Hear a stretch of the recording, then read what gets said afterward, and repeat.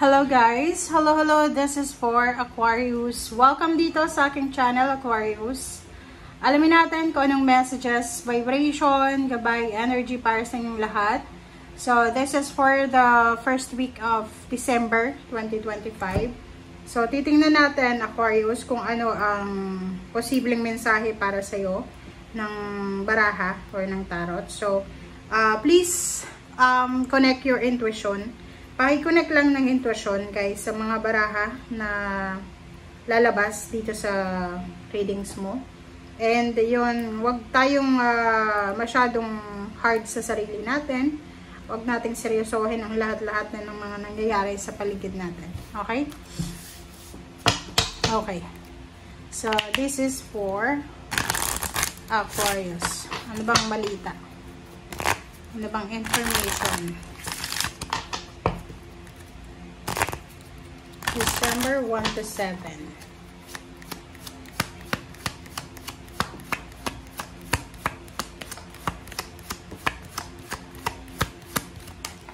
Alright. Ang first card mo dito is show off your sparkle and shine from inside. Yung barahang ito ay para doon to sa mga Aquarius na kahit na sobrang matalino ka, magaling ka sa trabaho, negosyo, or sa loob ng pamilya, yung parang outcast ka. 'Di ba? Yung parang hindi ka napapansin or hindi ka nagpapapansin. Okay? So, this week, sinasabi ng barahan na maging proud ka sa sarili mo, na ipakita sa mga tao sa paligid mo kung ano ba talaga ang totoo. Maging proud ka sa sarili mo, na iparamdam sa mga tao na eto yung Aquarius eto yung kakayahan ko. Show off your sparkle and shine from the inside. So, may sitwasyon sa linggong ito na kahit yung iba sa inyo wala kayong pinapakita, mararamdaman at makikita ng mga tao kung ano talaga ang nasa sa puso mo. Okay, so this is your first card. Ano pa ba?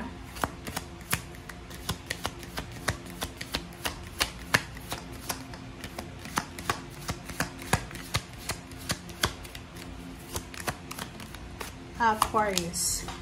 Okay, set your intentions with heart and soul. So, kung may mga wishes and dreams ka para sa 2026, simulan mo na daw sa linggong ito. Okay? So, ngayon yung parang, kasi 'di ba, pag isipin mo na lang na pag piyesta, may preparation para sa piyesta, a day before ng piyesta. Parang ganun lang yon. Yung December, nasa middle point siya ng 2025 and 26. So, marami kang, kumbaga, may mga pabaon pa na blessings, lessons, yung 2025 sa'yo, and may mga hint na ng 2026. So, mag-set ka ng intention. So, simulan mo ang linggong ito na mag-manifest, mag-pray, mag-set ng intention. And, kung ano lang yung alam mo na yung pakiramdam mo lang na eto yung gusto ko, yun lang yung gawin mong, or yun lang yung iset mong intention. Okay. Next is turn lemons into lessons. Oh, yun. So, dito sinasabi ng baraha, kakasabi ko lang sa'yo kanina na yung December, para siyang preparation para sa 2026, and at the same time, marami ding matatapos para sa 2025. So, sinasabi ng baraha sa'yo dito na kung ano man ang lessons, kung ano man ang mapapait na nangyari sa'yo sa 2025, gawin mo daw yun na lessons. Huwag kang maging bitter, huwag kang magalit, use your parang circumstances para maging leksyon sa buhay mo. Okay? Treat yourself to something beautiful today. So, sa linggong ito, kailangan mo daw na i-pamper yung sarili mo, self-love, self-care. Any forms ng self-love, pwede mo yung magawa. Nourish your body with high vibing energy. So, yun. Detoxification, purification, juicing, ano ba? Diet, fasting, parang ganon. So, sinasabi ng baraha sa'yo na this week ay binibigyan ka ng warning ng universe na unahin mo muna yung sarili mo bago yung ibang tao. Okay, ano pa ba? Okay, so tune into your inner peace yun, 'di ba? So yun, ang sinasabi ng Barasa yun na kailangan maging at peace ka, or kailangan focus ka sa sarili mo, okay? Be at peace, guys, kasi yun yung importante sa ngayon eh. Kailangan nating maging peaceful sa mga pang-araw-araw natin na ginagawa sa buhay. So the first week ng December, sabi ng Barasa yung unahin mo yung kapayapaan, love para sa sarili mo, and unahin mo yung Panginoon. Okay? And priority. Okay, ano pa ba? Additional message para sa lahat.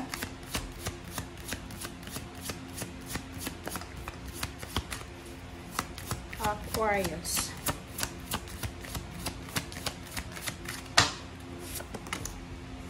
It's a no.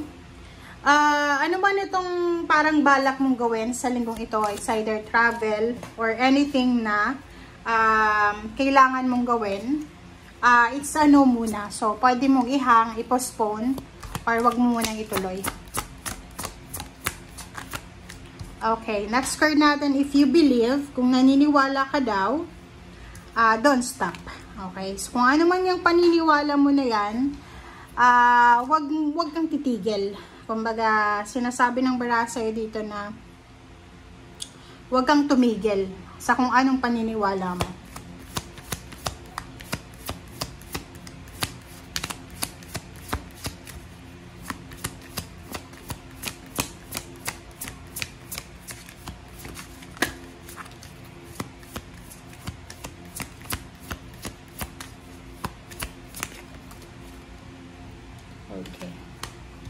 Okay, so look for a sign and reconsider. So yun, basta sa linggong ito, sinasabi ng Barasa yun na huwag tayong magpadalos-dalos sa kung ano man ang gusto nating gawin. As much as possible, i-postpone, ihang yung mga bagay-bagay na alam mo na hindi pa para sa ngayon. Pero, kahit na i-postpone mo yan, yung mga gusto mo na yan, either travel, relocation, or anything, isipin mo pa rin na andyan lang yan sa tabi. Okay? Hindi mo i-give up or ipopostpone mo lang pero hindi mo siya isusuko. Parang ganun.